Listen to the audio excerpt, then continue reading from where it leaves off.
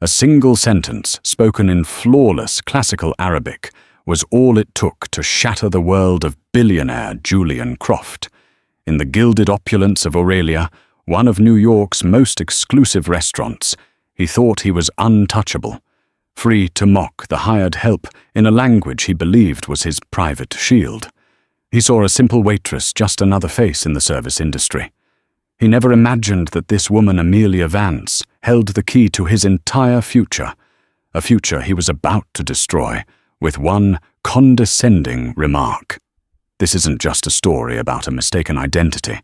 It's about how arrogance can blind the powerful, and how true worth is often hidden in the last place you'd ever think to look. The heft of the silver tray was a familiar burden on Amelia Vance's forearm. It wasn't just the weight of the porcelain plates, the crystal water glasses, and the heavy silverware. It was the weight of her current reality. 3 plates of pan-seared scallops with saffron risotto. Table 7. Each plate cost more than she earned in an entire 8-hour shift before taxes. 6 months ago, Amelia, or Mia, as she preferred, would have been sitting at a table like this, not serving it. She would have been discussing geopolitical trends in the Middle East, or analyzing classical Arabic literature, her PhD thesis on 13th century Sufi poetry, just a few chapters from completion. But life, as she had learned with brutal efficiency, didn't care about theses. It cared about rent, about hospital bills, about the crushing debt her father's long illness had left behind. Her father, Edward Vance, had been a man of quiet brilliance, a celebrated cultural attaché for the State Department, stationed for over a decade in Dubai. He had taught her to see the world not as a map of countries, but as a tapestry of cultures. He had taught her Arabic, not just as a language, but as a key to understanding a soul, a history, a way of life. He spoke it with the fluid grace of a native poet, a skill he passed down to her. Now that vibrant, eloquent man was gone, and the world he had shown her seemed like a distant dream. Her academic grants had dried up, and the fellowships she'd been counting on had gone to others.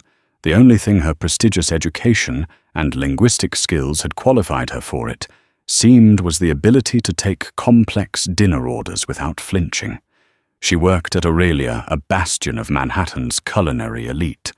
It was a place where whispers could close billion-dollar deals, and the clinking of a wine glass could signal a corporate takeover. The decor was understated, but screamed expense.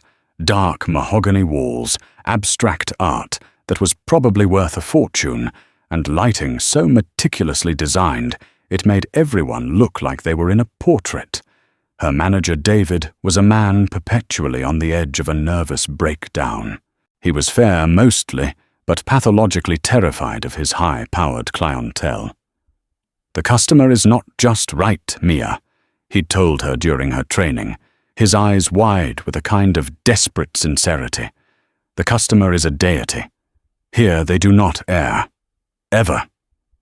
Mia had learned to become invisible, a ghost in a crisp black uniform.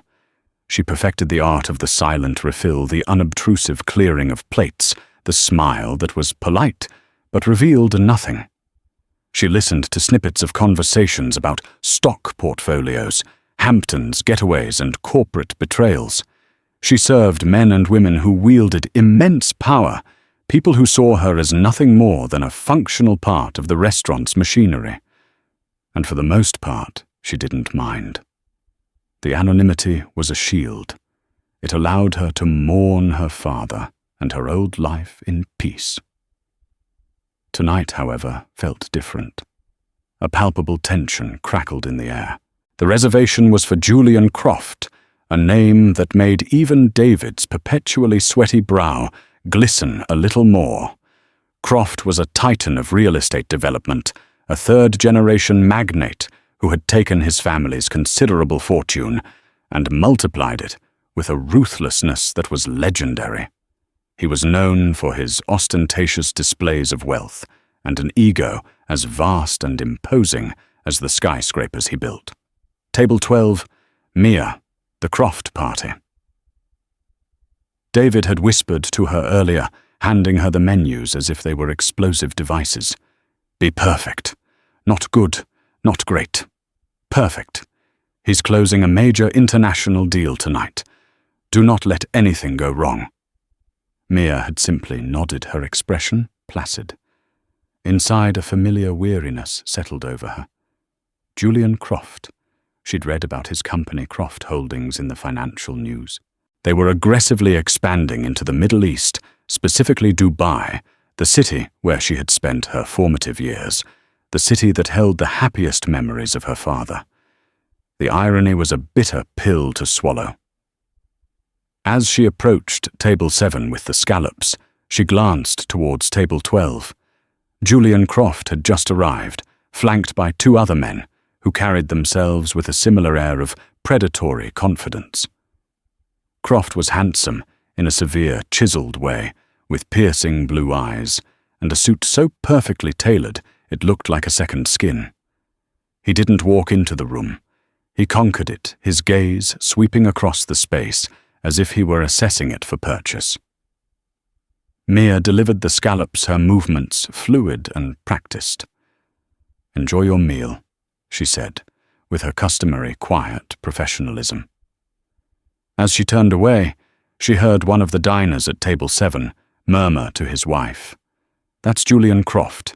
They say he's about to land the Al Nasser Tower expansion project.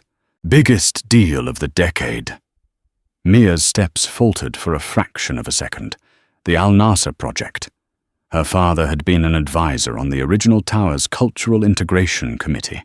He had poured his heart into ensuring the building respected local aesthetics and traditions. The idea of a man like Julian Croft, a man famous for his brutalist, profit-driven architecture, getting his hands on that legacy felt like a desecration. She took a deep breath, schooling her features back into a mask of professional neutrality. It didn't matter. Her world and his would never truly intersect. He was a deity and she was an invisible ghost. She straightened her uniform, picked up her empty tray, and prepared to serve the gods. Julian Croft settled into the plush leather banquette at Table 12, feeling the familiar hum of power coursing through him. Aurelia was his arena, and tonight's dinner was more than a meal. It was a performance. Across from him sat Mr. Hassan and Mr. Khaled, two senior representatives of a powerful Dubai-based investment consortium. They were the gatekeepers to the Al Nasser Tower expansion, a project that would cement Croft Holdings' global dominance for the next 50 years. The deal was on a knife's edge. Negotiations had been tough, filled with what Julian considered to be sentimental nonsense about cultural heritage and aesthetic continuity. He saw a prime piece of real estate, a chance to erect a monument to modern commerce. They saw a landmark intertwined with their city's identity. He needed to project an aura of effortless command, of global sophistication. "The wine list here is adequate," Julian said, his tone suggesting he was being generous. "I've taken the liberty of having a bottle sent over from my private cellar, a 1998 Screaming Eagle Cabernet. I trust that will be acceptable." Mr. Hassan, a thoughtful man in his late 60s with kind eyes, offered a polite smile. "You are too gracious, Mr. Croft. We are guests in your city. We are happy with whatever you recommend." Julian gave a tight, self-satisfied smile. He enjoyed these little displays. They established the hierarchy. He was the host, the benefactor, the one in control. It was then that he first noticed her. The waitress. Mia approached the table, her movements economical and precise. She wasn't the usual type of waitress he saw in these establishments, the aspiring actresses with overly bright smiles and a hint of desperation in their eyes. This one was different. There was a stillness about her, a quiet dignity that was almost unnerving.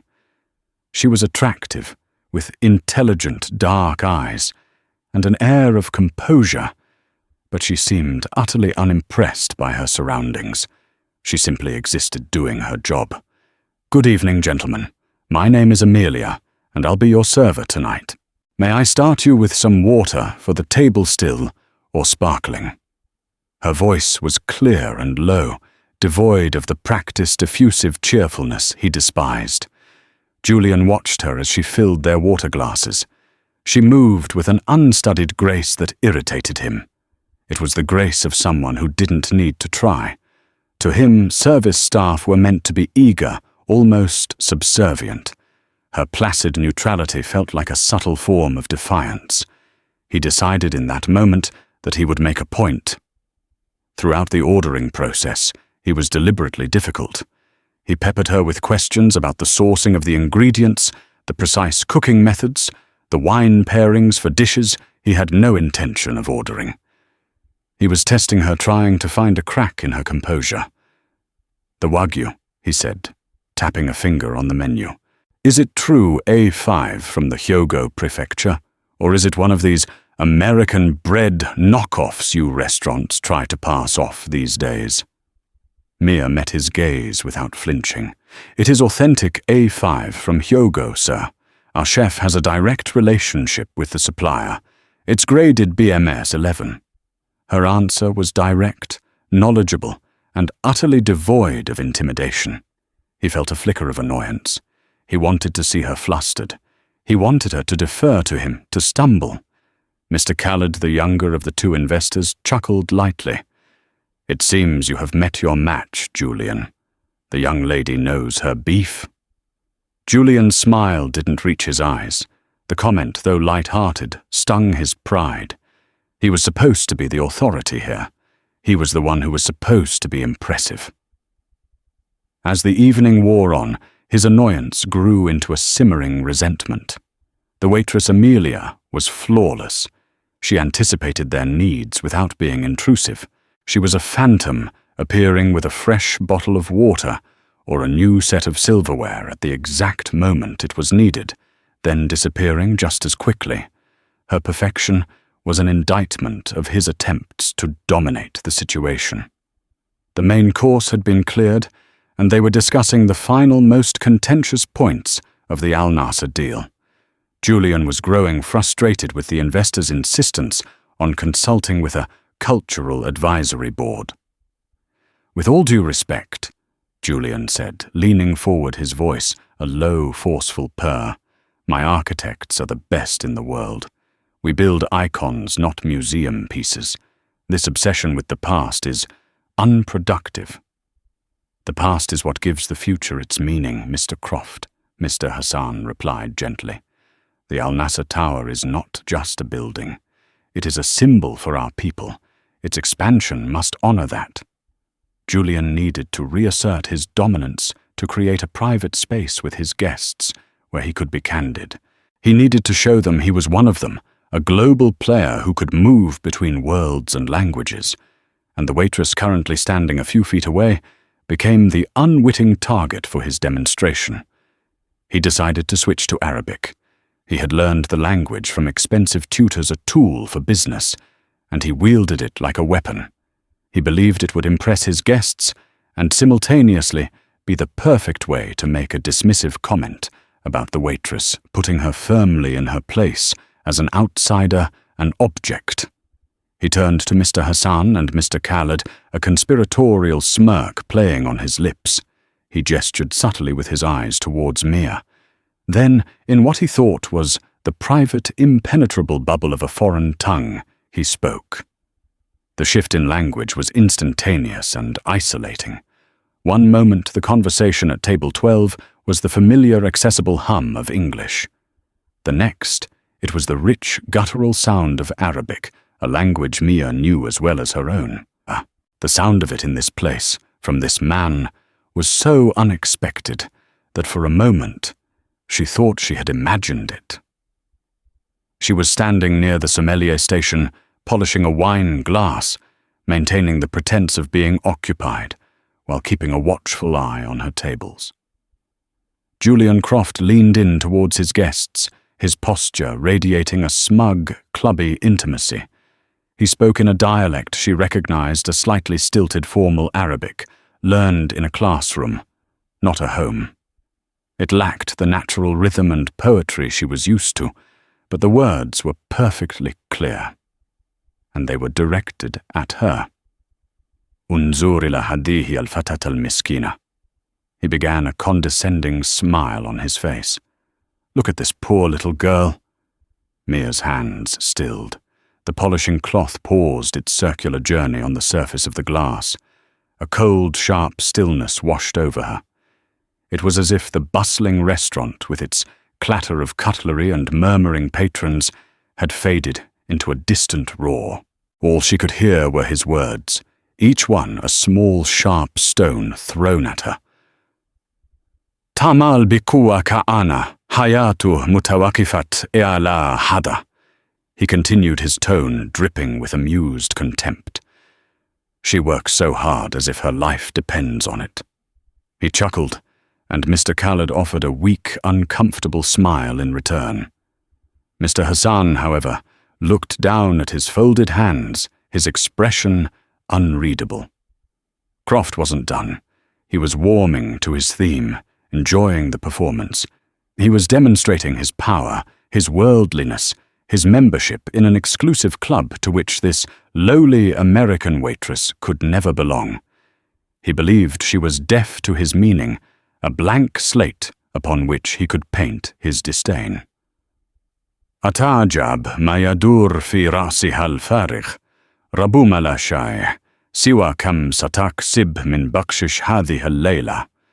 Mia's mind translated the insult with sickening clarity. I wonder what goes on in that empty little head of hers.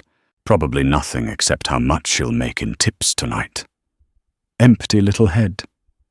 The phrase struck her with a physical force. Her years of study, the languages she spoke, the cultures she understood, the grief she carried, all of it was erased. In his eyes, she was a void. A simple, grasping creature, motivated only by pocket change. The cruelty of it was breathtaking, not because it was original, but because it was so casual, so thoughtless. He was using her as a prop to inflate his own ego. She felt a surge of white-hot anger, a feeling so intense it almost made her dizzy. Her first instinct was to drop the glass, to walk over to his table, and to unleash a torrent of English, so scathing it would strip the $1,000 suit right off his back. She wanted to humiliate him, to expose him for the petty, arrogant bully he was. David's terrified face flashed in her mind. The customer is a deity. Getting fired was a luxury she couldn't afford. But then another instinct took over, something deeper and more potent. It was the voice of her father. Dignity, Amelia, he used to say, is a shield that insults cannot pierce. Wit is a sword that can cut down a giant. He had taught her that the most powerful response was never the most obvious one. The anger receded, replaced by an icy calm, a clarity of purpose. Julian Croft had made a critical mistake. He had assumed his chosen language was a fortress wall, but for her it was an open door. He thought he was speaking in code, but he had just handed her the key. He wanted to use Arabic to diminish her. She would use it to dismantle him. She would not be rash. She would not be loud. She would wait for the perfect moment. She would serve their dessert, and then she would serve him his comeuppance. She placed the newly polished wine glass back on the rack, her movements deliberate and controlled. She picked up the dessert menus, her spine straight, her head held high. As she walked towards table 12, she could feel Julian Croft's eyes on her, his smirk still lingering. He saw a waitress approaching. He had no idea he was looking at the woman who was about to bring his entire performance crashing down around him. Mia approached the table with the dessert menus, her face a perfect mask of professional calm. Inside her heart was hammering a steady, resolute rhythm against her ribs. Julian Croft barely glanced at her, continuing his conversation in Arabic, confident in his impunity. So as I was saying, we can bypass this advisory board entirely. It's a formality, a way for old men to feel important, he said to his guests, the arrogance in his voice unabated. Mia placed a menu in front of each man, her movements graceful and precise. She started with Mr. Hassan, then Mr. Khalid. Finally, she stood beside Julian Croft. As she placed the last menu on the table in front of him, she didn't immediately retreat. She held her position, her presence suddenly solid, impossible to ignore. Croft looked up, a flicker of irritation in his eyes at her lingering. "Is there something you need?" he asked in English, his tone sharp. This was the moment.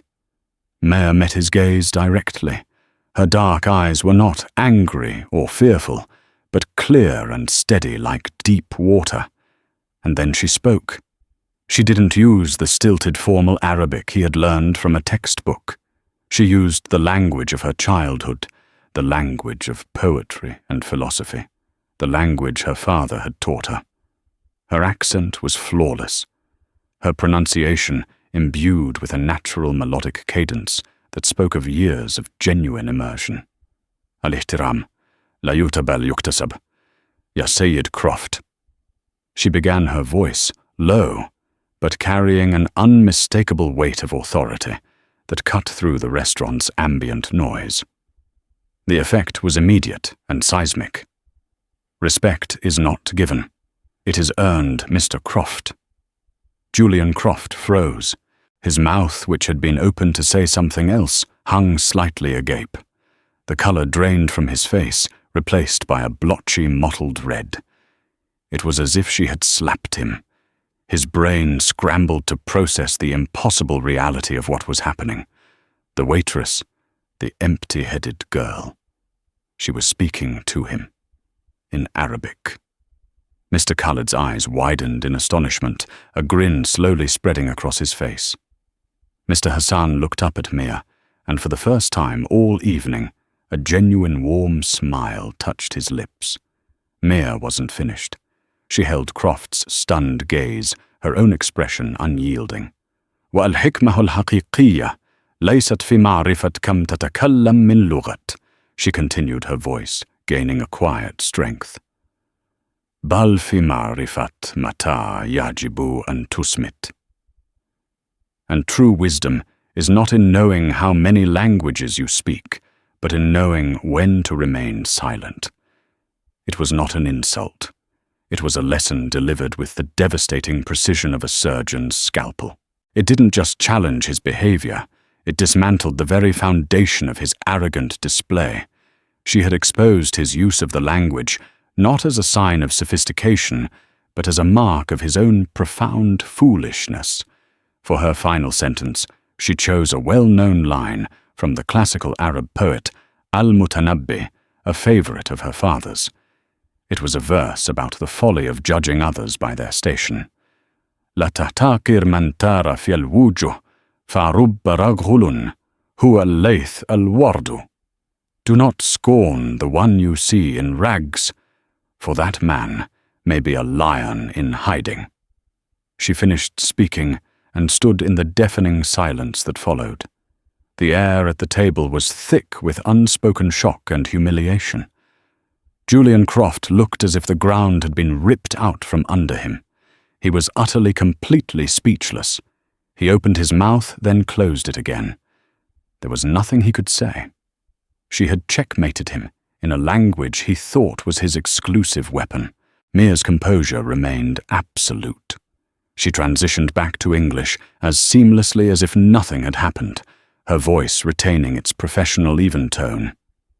"Will you be having any dessert this evening, gentlemen?" Mr. Khalid let out a short, sharp laugh of pure, unadulterated delight. He looked from Mia to the dumbstruck Croft and back again. Mr. Hassan, still smiling, closed his menu. "No, thank you, my dear," he said to Mia, his English warm and respectful. Then he looked at Julian Croft, his kind eyes now cool and appraising. "I believe our host has lost his appetite. and I think perhaps our business here is concluded for the night." With a polite nod to Mia, Mr. Hassan and Mr. Kald rose from the table, leaving Julian Croft sitting alone in the wreckage of his arrogance, the echo of perfect Arabic still ringing in his ears. The walk back to the kitchen was the longest of Mia's life. Her legs felt unsteady, and the adrenaline that had sustained her began to ebb, leaving a trembling in its wake. She had done it. She had stood up to him. The satisfaction was immense, but it was quickly being crowded out by a cold, creeping dread. She hadn't even reached the kitchen doors before David was on her, his face pale and his hands fluttering nervously. What was that? What in God's name was that Mia? He hissed, grabbing her arm and pulling her towards his small, cluttered office. The Croft party just walked out. 2 of them anyway. He's still sitting out there looking like he's seen a ghost. What did you say to them? Mia took a deep breath. He was being rude to me, David. He was mocking me in Arabic.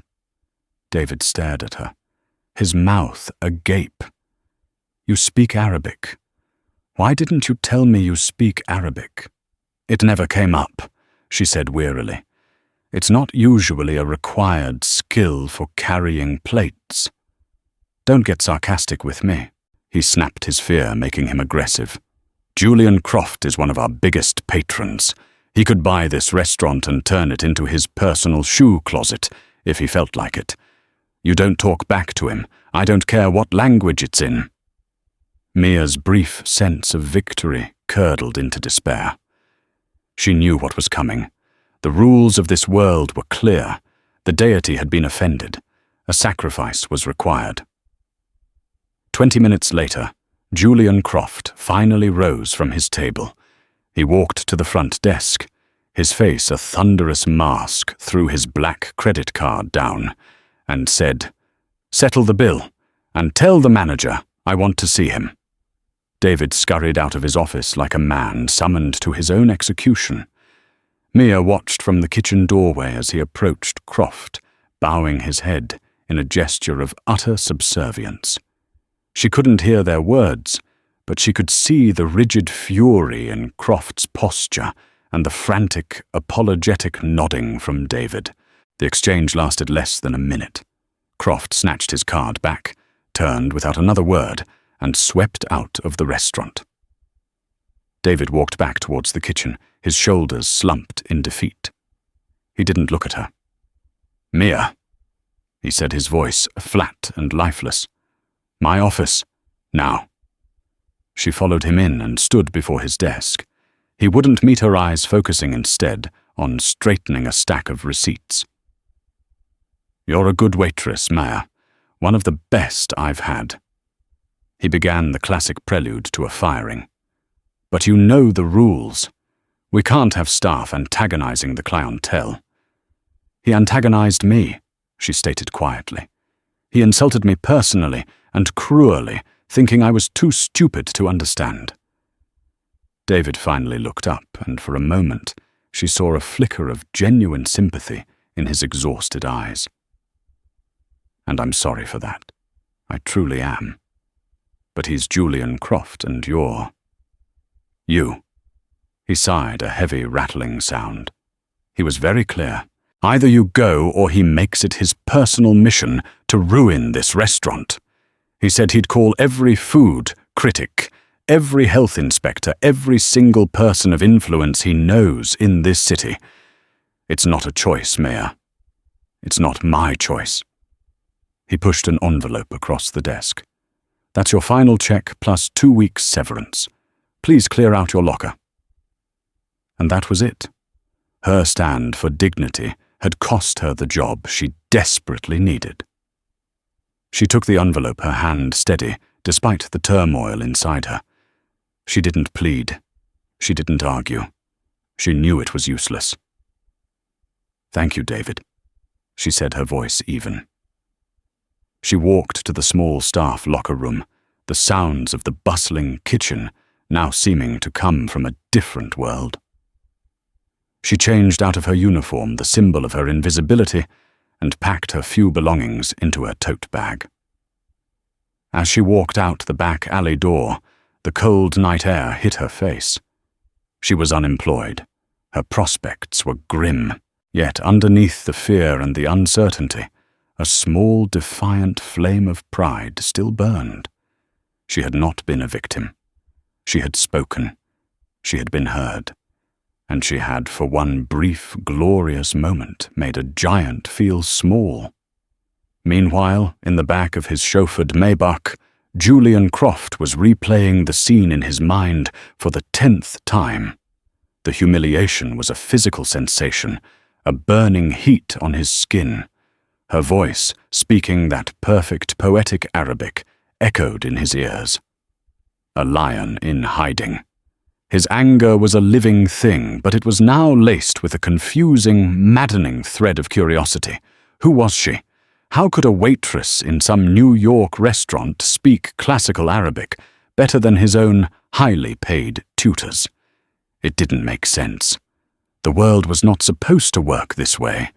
People were supposed to stay in their designated boxes. Waitresses served food. Billionaires held the power. She had shattered that order. Mark, he barked into his phone, calling his head of security, a former Mossad agent who could find anyone and anything. I have a name, Amelia Vance. She was a waitress at Aurelia. I want to know everything. Where she's from, where she went to school, who her family is, what she had for breakfast this morning. Everything. I want it on my desk by morning. He wasn't sure what he would do with the information. Ruin her further, or simply satisfy the gnawing, obsessive need to understand how he had been so completely and utterly outplayed. By 9 a.m. the next morning, a sleek encrypted file lay open on Julian Croft's penthouse office monitor. Marcus, his head of security, had been thorough. The file on Amelia Mia Vance was concise but devastatingly comprehensive. He scrolled past the basic date of birth, social security number, current address, in a rundown apartment in Queens. Then he got to the education section, and his eyes narrowed. Columbia University Ph.D. Program Middle Eastern, South Asian and African Studies. On indefinite leave. Thesis incomplete. The Metaphorical Bridge, Cross-Cultural Synthesis, in 13th Century Sufi Poetics. Languages: English, Native Arabic, Fluent, Classical, and Levantine, French proficient. Julian leaned back in his chair, a slow, cold understanding dawning on him. This was no ordinary waitress. This was a scholar, an academic. The pieces began to click into place, forming a picture that was both infuriating and deeply unsettling. He had not mocked an empty-headed girl. He had mocked an expert in the very culture he was trying to do business with. The humiliation of the previous night intensified. He kept reading. Then he saw the name of her father, and the floor dropped out from under him. Father Edward Vance, deceased. Occupation: Senior Cultural Attaché, U.S. State Department. Last posting: Dubai, UAE, 12 years. Notable work: served as Chief Cultural Advisor for the Al Nasser Tower's Initial Construction and Design Committee. Julian felt a jolt, as if he'd touched a live wire. Edward Vance. He knew that name. His own father had spoken of him with a grudging respect. Vance was the man who had been the bridge between the Western architects and the Emirati visionaries for the original tower. He was a legend in those circles, a man known for his integrity, his deep understanding of the region, and his impeccable relationships with the very families Julian was now trying to court. Suddenly the disastrous dinner made a chilling kind of sense. Mr. Hassan's quiet disapproval, Mr. Khalid's amused grin. They weren't just reacting to his rudeness. They were watching the son of a business titan make a fool of himself in front of the daughter of a man they revered. He pulled up the file on the Al Nasser expansion deal, his hands moving with a new urgency. He scanned the notes from his team in Dubai. The negotiations were stalling. The consortium was hesitant, citing concerns about his company's aggressive, culturally insensitive approach. They had mentioned a desire to work with someone who understood the soul of the project, someone like the late Edward Vance. The phrase hit him like a punch, the soul of the project. He had scoffed at it, dismissed it as sentimental drivel. Now he saw it was the entire game, and he had been playing it all wrong. He had been trying to conquer Dubai with money and steel. Edward Vance had won their trust with respect and understanding, and that legacy, that priceless understanding, was not buried in a grave. It was living in a queen's apartment, recently fired from a waitressing job because of him. Amelia Vance wasn't just a scholar who spoke Arabic. She was the living embodiment of the very thing he was missing the key he desperately needed. The full catastrophic scale of his arrogance was laid bare. He hadn't just insulted a waitress. He had alienated the daughter of the project's spiritual architect, and in doing so had likely torpedoed the biggest deal of his career. The two investors, Mr. Hassan and Mr. Khaled, would surely have made the connection by now. His mockery of Mia would be seen as a profound disrespect to her father's memory. A wave of something he hadn't felt since he was a child washed over him, sheer unadulterated panic. His empire was built on an edifice of control and foresight. He had always been 10 steps ahead. But last night, he had been blind. He had strode into a minefield of his own making and jumped on the trigger with both feet. He stared out at the panoramic view of the city he owned, but he didn't see the skyscrapers or the power they represented. He saw the cool, intelligent eyes of Amelia Vance. He heard her voice quoting a centuries-old poet, a lion in hiding. He had fired her. He had tried to crush her, and now he realized with a certainty that chilled him to the bone he had to go back to her. He had to beg the woman he had tried to destroy to save him from himself. Finding Mia's apartment was easy. Getting out of the car was one of the hardest things Julian Croft had ever done. The building in Queens was a tired-looking pre-war walk-up, a world away from the polished chrome and glass he inhabited. This was not his territory. He was not in control here. He had rehearsed a dozen opening lines on the drive over. Offers of money threats, appeals to logic. They all sounded hollow, pathetic. How do you apologize to someone whose intelligence you've insulted after firing them from their job? He walked up the 3 flights of stairs, the air thick with the smell of cooking from other apartments. He found 3B and knocked his knuckles rapping against the peeling paint of the door. For a long moment, there was no answer.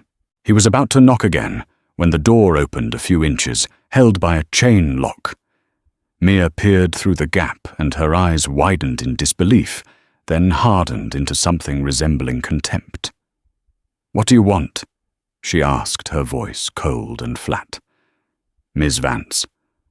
"Amelia." He started his own voice, sounding foreign and stilted. "May I come in? I need to speak with you." "I think we've said everything that needs to be said," she replied, starting to close the door. "Please," he said the word, feeling rough and unfamiliar in his mouth. "Don't, just 5 minutes, please." Perhaps it was the desperation in his voice, or perhaps it was simple curiosity, but she hesitated. After a tense silence, she slid the chain off and opened the door, stepping back to let him in, but not welcoming him. The apartment was small and sparsely furnished, but impeccably clean and orderly. Books were everywhere, stacked on shelves, piled on the floor, overflowing from the small coffee table. It was the home of a scholar, a life of the mind crammed into a space, dictated by a lack of money. A framed photo on the mantelpiece caught his eye, a younger Mia laughing, standing beside a kind-faced man with her same intelligent eyes. Edward Vance. "You had me fired," she said, breaking the silence. She wasn't accusatory, just stating a fact. She stood with her arms crossed, a protective barrier. "I know," he said. It was a despicable thing to do. I acted out of ego and anger. And I am sorry. The apology was clumsy, but it was genuine. What I said at the restaurant was inexcusable. I was trying to show off, and I was cruel. There is no justification for it. Mia watched him, her expression unreadable. She had expected a threat or a bribe, not this. Not a direct, unvarnished apology from a man like Julian Croft. "Why are you here, Mr. Croft?" she asked, her tone still wary. "To clear your conscience before you fly off to Dubai and tear down my father's legacy." The directness of the question surprised him. "You know about the Al Nasser project. I know my father dedicated years of his life to making sure it was more than just another glass tower. He believed architecture should be a conversation between a building and its culture, not a monologue." She gestured around her small apartment. "As you can see, I haven't been in a position to follow the details of your deal, but I know what your company's reputation is." This was his opening. He had to tread carefully. "Your father's legacy is precisely why I'm here. Ms. Vance, Mia, the deal is falling apart. I've been told I don't understand the soul of the project. After my performance the other night, my partners are all but ready to walk away. They revered your father, and I showed his memory and you the ultimate disrespect." He paused, forcing himself to be vulnerable. "I read your file. I know who you are. What I did was not just insulting, it was idiotic. I had the one person in the world who could probably help me understand, sitting right in front of me, and I tried to crush her." Mia finally uncrossed her arms. A complex mix of emotions played across her face, anger, grief, and a flicker of something else, vindication, perhaps. "And now you want me to help you?" she asked, a bitter irony in her voice. "The empty-headed girl, whose only thought is her tip money. You want me to help you save your billion-dollar deal?" "Yes," he said simply without any artifice. "That is exactly what I want. Know what I need. I don't just need a translator, Miss Vance. I have plenty of those. I need someone who understands the nuances, the poetry, the respect that is required. Someone who understands what Edward Vance understood." He stepped closer, his gaze earnest. "I will pay you anything you ask, a consultancy fee, a position at my company. I will publicly apologize. I will reinstate you at the restaurant with a bonus and have the manager fired if you wish. Whatever you want." Mia was silent for a long time, studying his face. He looked desperate, but also for the first time humbled. The titan of industry was in her cramped living room, asking for help. The power dynamic had been completely inverted. She thought of her father. He had despised men like Croft men who saw the world as a commodity. But he had also been a pragmatist, a builder of bridges. He believed in the power of dialogue to change minds. What would he do? "My help is not for sale, Mr. Croft," she said finally, her voice clear and strong. "You cannot buy my father's legacy from me." Julian's face fell. He thought he had failed. "But," she continued, a sharp, intelligent light in her eyes, "if you are serious about wanting to understand, if you are willing to do this the right way, my way, then I will consider it. Not for you, and not for your money, but for the Al Nasser Tower. For him." She gestured towards the photo on the mantelpiece. "But be very clear about this. I won't be your consultant. I will be your partner. You will listen. You will learn.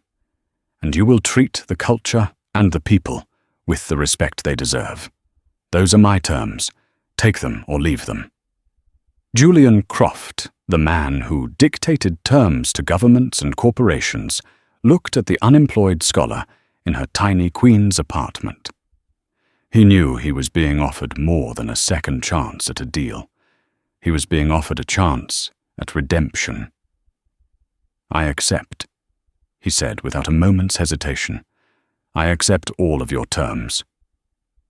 The first meeting of their unlikely partnership took place not in Croft Holdings' gleaming boardroom, but at the kitchen table in Mia's apartment.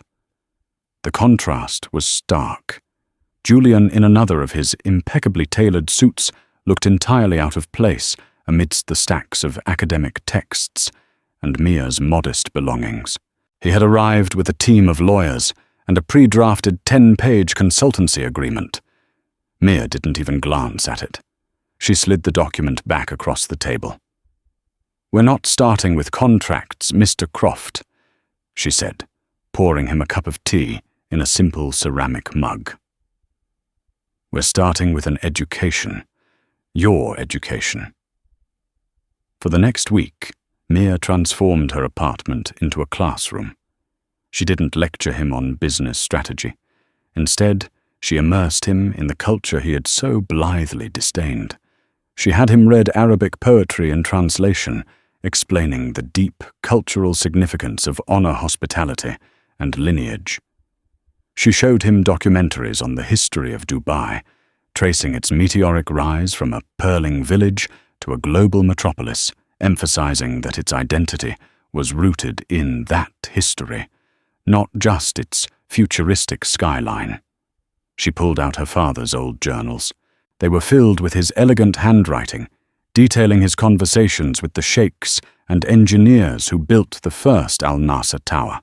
He wrote about their desire for the building to be a tent of steel and glass, a modern structure that paid homage to its Bedouin past. He had filled pages with notes on Islamic geometric patterns, the importance of shade and water features, and the spiritual significance of calligraphy in public art. Julian listened at first with the impatience of a CAO whose time was being wasted, but gradually with a dawning sense of awe. He was seeing the project through a completely new lens. He had seen a spreadsheet of costs and potential profits. Mia was showing him a tapestry of history art and human aspiration. "My team's design is a 90-story glass spire," he said one afternoon, looking at his own company's architectural renderings with a newfound distaste. "It's efficient modern. It maximizes the floor space. It's also completely sterile," Mia countered, pointing to a passage in her father's journal. "It's an American skyscraper that you've just dropped into the desert. It doesn't speak to its surroundings. My father convinced the original architects to incorporate elements of a mashrabia, the traditional latticework, into the facade. It wasn't just decorative. It provided shade and privacy, a modern take on a classic solution. Your design ignores all of that. It's an invasion, not a conversation." Their dynamic was tense. Julian's instincts were to command and delegate, but Mia's terms were absolute. She was in charge of this aspect of the project. He found himself deferring to her judgment, a novel and deeply uncomfortable experience. He saw the sharp, analytical mind that had been honed by years of academic discipline. She could dissect a design proposal with the same rigor she applied to a 13th-century text. He also arranged for her severance from Aurelia to be quadrupled, delivered anonymously via a cashier's check.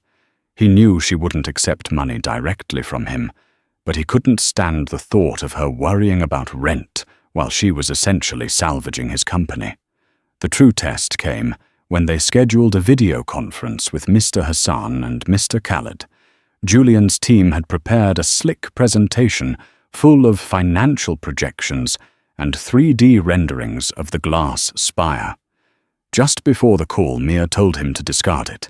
"All of it?" Julian asked, incredulous. "That's $100,000 worth of work." "It's $100,000 worth of the wrong message," she insisted. "Let me speak first." Julian, against every instinct he possessed, agreed. When the faces of the two Dubai investors appeared on the screen, their expressions were polite but cool. "Mr. Croft," Mr. Hassan began formally, Before Julian could reply, Mia leaned into the frame. She greeted them not in English, but in the warm, respectful Arabic of a friend. Assalamu alaikum, Sayyid Hassan, Sayyid Khaled. Kaif halukum. Peace be upon you, Mr. Hassan. Mr. Khaled. How are you? The change in their demeanor was instantaneous. Their faces broke into genuine warm smiles. Amelia bint Edward. Mr. Hassan exclaimed, his voice filled with pleasure. Daughter of Edward, it is a joy to see you. We were so saddened to hear of your father's passing. He was a great man, a true friend to our city. For the next 10 minutes, Mia spoke with them about her father sharing a fond memory he had written about in his journals. She spoke of her own time growing up in Dubai. She didn't mention the deal once. She simply re-established a human connection, one that Julian's aggressive posturing had severed. Then, she transitioned seamlessly to the project. Mr. Croft has asked me to join his team, she explained in Arabic, to ensure that the expansion of the Al Nasser Tower is conducted with the same spirit of cultural respect and partnership that my father championed. She then looked at Julian. It was his turn. He took a deep breath. He didn't use the presentation. He didn't talk about profit margins. He spoke haltingly at first about what he had learned from Mia over the past week. He talked about Edward Vance's journals. He admitted his previous design was flawed, that it lacked a soul. We want to scrap our current plans, Julian said, his voice firm and sincere. And we want to start again. With you. We want to form a joint design committee, co-chaired by Ms. Vance, to create something that doesn't just occupy your skyline, but honors it. We want to do it the right way. On the screen, Mr. Hassan and Mr. Khaled exchanged a long, meaningful look. A silent understanding passed between them. Then Mr. Hassan looked back at the camera, his eyes resting on Mia, then on the humbled billionaire beside her. Mr. Croft, he said, a slow smile spreading across his face. I believe we may finally have something to discuss. The partnership was fragile, born of humiliation and desperation, but in that moment, it solidified into something real. It was no longer just about a deal. It was about building a bridge between two worlds, with the most unlikely architect leading the way. From a hushed insult in a luxury restaurant to a groundbreaking partnership in a global boardroom, the journey of Mia Vance and Julian Croft was a testament to the power of humility and the folly of judging others. Julian's multi-billion-dollar deal was saved, but what he gained was infinitely more valuable. He learned that true strength isn't found in dominance, but in the willingness to listen, to learn, and to admit when you are wrong. He didn't just build a new tower in Dubai. He rebuilt himself. Mia Vance never returned to waitressing. She took her place as a leading cultural advisor at Croft Holdings, establishing a new division dedicated to ensuring their global projects were built with respect and integrity. She finished her PhD and honored her father's legacy in a way she never thought possible, proving that a person's worth is not defined by their uniform or their job title, but by the content of their character and the depth of their knowledge. Their story reminds us that behind every face there is a story, and sometimes the quietest voices have the most powerful things to say. If this story of unexpected connection and redemption resonated with you, please take a moment to hit the like button and share it with someone who might appreciate it. And don't forget to subscribe to the channel for more stories that uncover the extraordinary in the ordinary. Your support helps us continue to bring these powerful narratives to light. Thank you for listening.